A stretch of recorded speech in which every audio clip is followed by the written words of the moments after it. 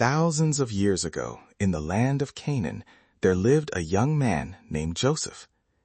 Joseph was the son of Jacob, and among all his sons, Joseph was his father's favorite. Jacob loved Joseph deeply and gave him a beautiful coat made of many colors. It was a special gift that showed how much he cared for him. But Joseph's brothers saw this favoritism, and jealousy began to grow in their hearts. Every day, their resentment became stronger. As if that were not enough, Joseph began having unusual dreams. One night, he dreamed that he and his brothers were binding sheaves of grain in a field.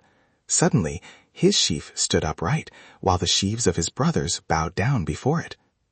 When Joseph told the dream to his brothers, they became angry. "Do you really think you will rule over us someday?" they asked. Another night, Joseph had a second dream. This time, the sun, moon, and 11 stars bowed down before him. Again, Joseph shared his dream with his family. His brothers hated him even more. Yet Joseph believed these dreams came from God. One day, Jacob sent Joseph to check on his brothers, who were tending sheep far from home. As Joseph approached them, his brothers saw him coming from a distance. Their jealousy had grown into hatred. They began plotting against him. "Here comes the dreamer," they said. "Let's get rid of him." At first, they planned to kill him, but one of the brothers, Reuben, convinced them not to shed blood. Instead, they threw Joseph into a deep, empty pit. Alone in the darkness, Joseph must have felt confused and afraid.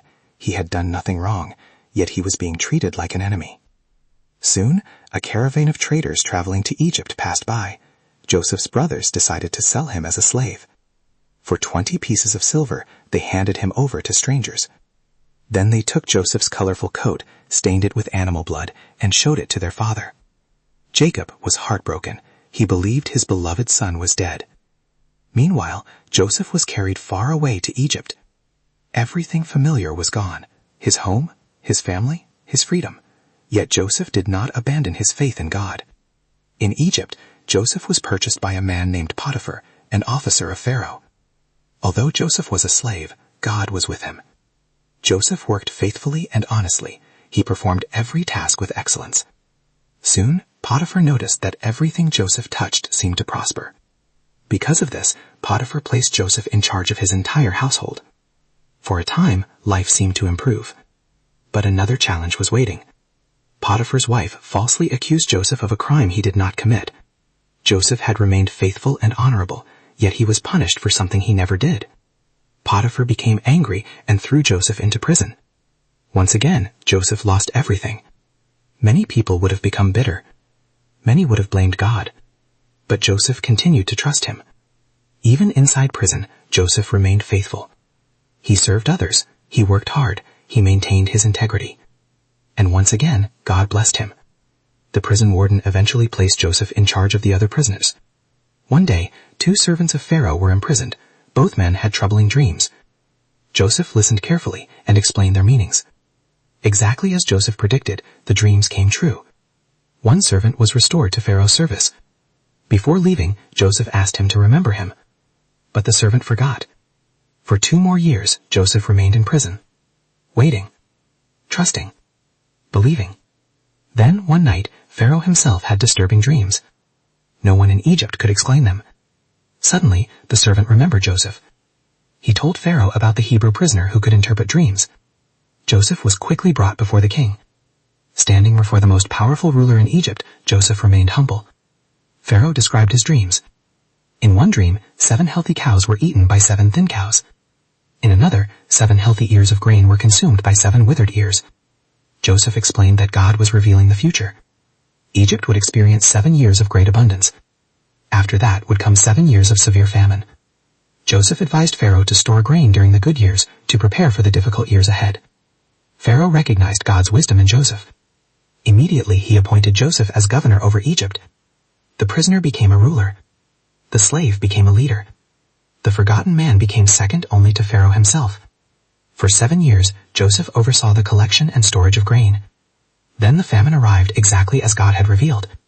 The famine spread beyond Egypt into surrounding lands. Even Joseph's family in Canaan began to suffer from hunger.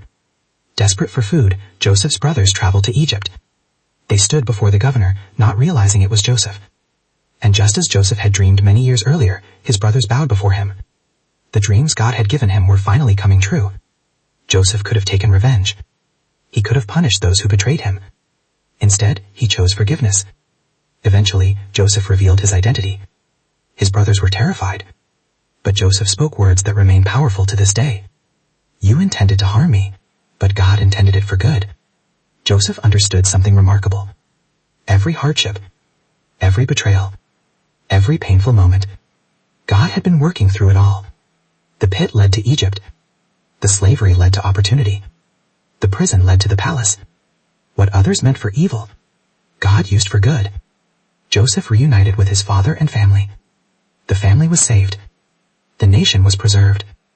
And God's promises were fulfilled. The story of Joseph teaches us that faith is not trusting God only when life is easy. Faith is trusting Him when nothing makes sense.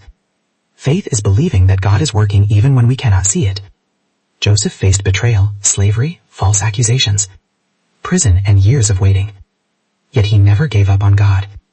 And in the end, God turned his pain into purpose. His suffering became a blessing. His setbacks became a testimony. His faith became a legacy that still inspires people thousands of years later. No matter what season you are facing today, remember Joseph. God may be preparing something greater than you can imagine. Trust Him in the waiting. Trust Him in the struggle. Trust Him in the uncertainty. Because God's plan is often working behind the scenes long before we can see the results. Just as He was faithful to Joseph, He remains faithful today. And sometimes, what feels like the end of your story is only the beginning of God's greater purpose.